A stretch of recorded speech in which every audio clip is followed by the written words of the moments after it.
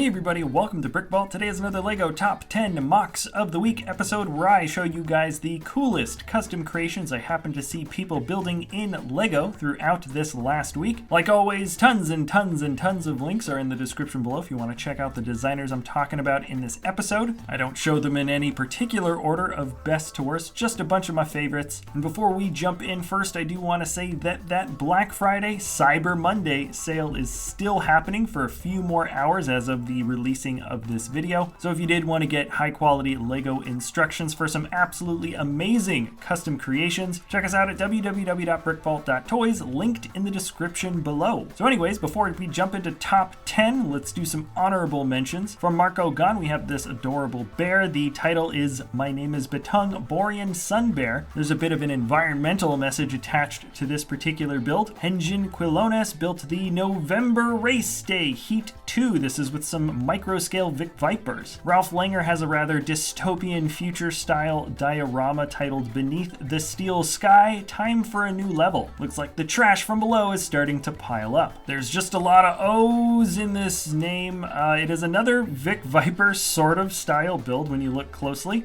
Tino Potienen has done it again. A lot of interesting circular shapes here. Maybe that's why there's just so many O's in the name of this one. And so far, this is just a work in progress from Ben Pitchford, but it is shaping up to be probably one of the most amazing medieval style builds that we'll get for the entire year of 2020. Lars Vader titled this Above the Clouds. I love the forced perspective for these Aladdin figs. Check out the links in the description below to find this Cube Robo Hulkbuster transformation feature from Moko. You will not be disappointed. Rod Gillies built a very interesting hover car in the classic space colors. The very well defined color sections between blue and gray in the front really pop well. And then Simon Liu did a really funny Dali AT-AT, which is based on those giant elephants from Salvador Dali, but it's now a Christmas themed AT-AT, so what else could you ask for? Frost's white Tron Vic Viper looks great. First Order Lego's first photo of his most recent diorama titled There Were Just Too Many Death Troopers looks promising, to say the least. Filler Brick has a funny title for this model. This is titled Quantum Cheesecake Desk Light. If you like fun greebling details from the builder, look no further than Filler Brick. He's really on another level. Now jumping into top 10, the first one here is from CRCT Productions. The title is Lego Cyberpunk Industrial Zone, and this whole model is just this one shot. There's so much happening, there's so much depth, there's so much detail on the ground, whether it's broken up street or mechanical and, well, industrial details thrown onto the ground or walls. The light shining through these particular openings here is great for the lettering. I like the almost clumsily wrapped pneumatic tubes around this opening here towards the top. Light is shining through in all different places. There's a lot of different colors, and it helps differentiate this mostly gray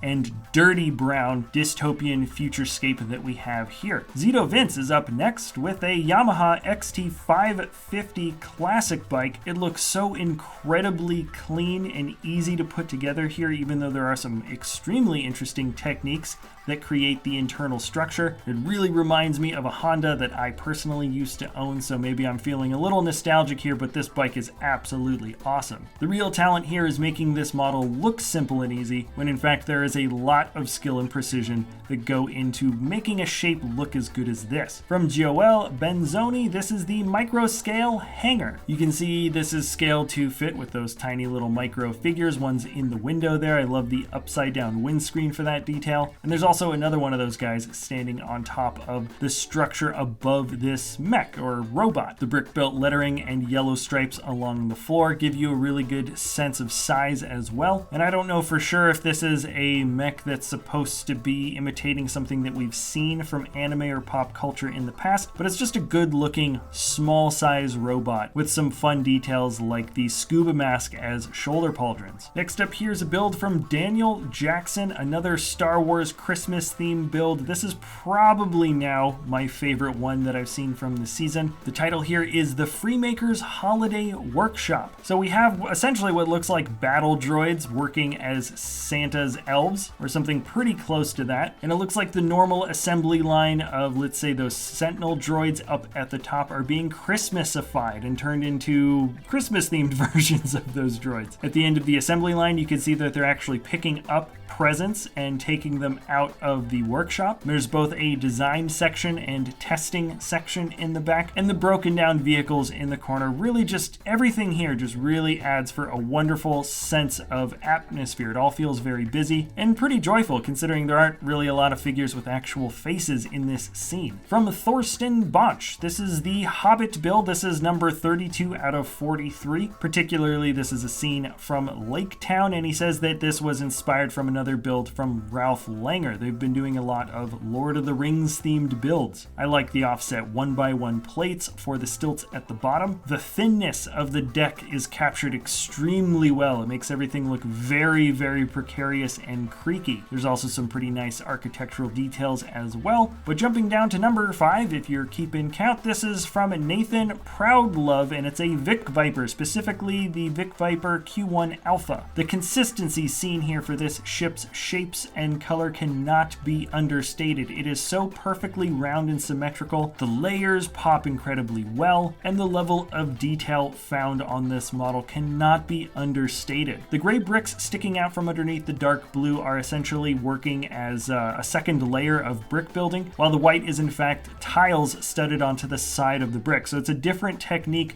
that goes between the different layers. The subtle red sticker detailing on either of the wings or the fins works well to highlight that red visor for the pilot with the white helmet. That's not an unintentional detail, and it looks so good. Now we have jumped on to number 4 from the designer Chuck. This is the USS Iowa BB-61. Now I'm just saying that so you history buffs don't get confused with Mighty Mo. This is the USS Iowa, one of 4 Iowa class battleships. Chuck has been designing some absolutely amazing US Navy ships recently. The Atlanta class currently up in the web store, in fact. So anyways, just keep your eyes peeled, particularly for this one. The details here are amazing, and who knows, it might end up showing up in the web store someday. Seriously, love the details. This is some of the best ship building that LEGO has seen. It's 1/200 scale, and when it comes to looking at the closer details of a model, this is certainly a model that will not disappoint you if you take the time to do so. Okay, we're jumping on over to number 3 from the builder Rubble Maker. This is the NCS Recon Bubble Scout. And you know how you take a bunch of bricks that you have and you play around with a fun little design like making a weird little circle? Well, Rubble Maker did that, and he turned it into an absolutely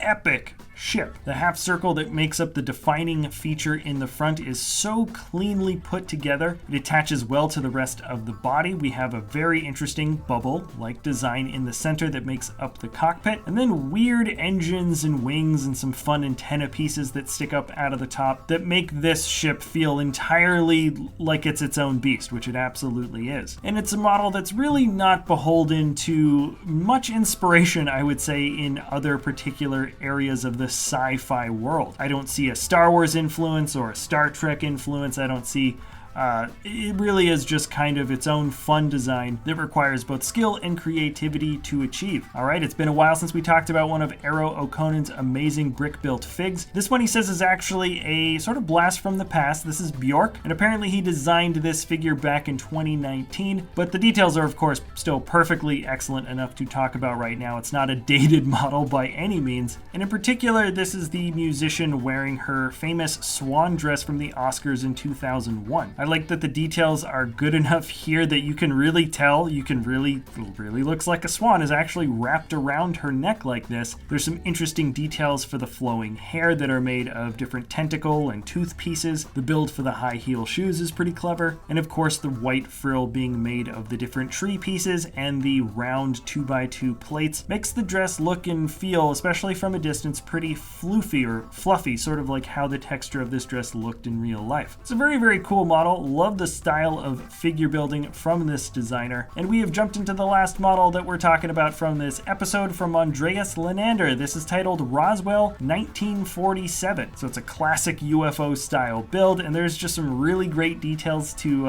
look at here. Love the contained light source from the base of the creation. It has a great way of making everything feel very light and white as it's hitting the ground, and then it gets a little darker and more blue the closer you get to the actual UFO model. Gives you the idea that there is in fact some white hot beam somehow burning the ground and giving off light. And then I've seen this sloped piece on their side kind of detailing used before in the past to make up an interesting floor for either figures or for some type of diorama, but it works particularly well when you see the tan juxtaposed with the black. The scorched earth just feels a little bit more raw, and stylistically it just works super well for a build like this. And that is going to be it for the top 10 MOCs of the week. Remember, a few hours left still for the Cyber Monday or Black Friday Cyber Monday sale at our web store, www.brickvault.toys, still 20% off. Remember guys, if you enjoy our content, you can always like, subscribe, comment, check out the designers that I've linked in the description below. I usually hit the 5,000 character limit for this episode. Thank you so much for watching everyone, and we'll see you next time